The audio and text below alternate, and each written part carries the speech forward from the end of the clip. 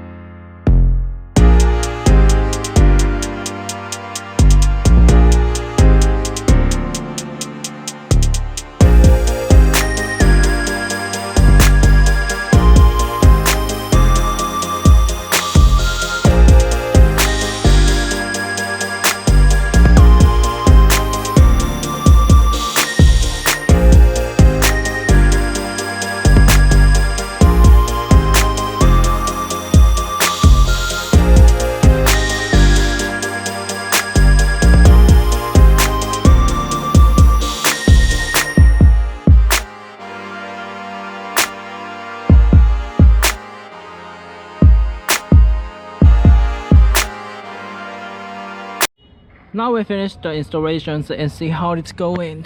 This is 50mm wheel spacers, and you can see the fender and the wheel. The wheel looks a little bit wider with the fender. And the other side, we have now installed the wheel spacer, and it looks the wheels sit under the fender.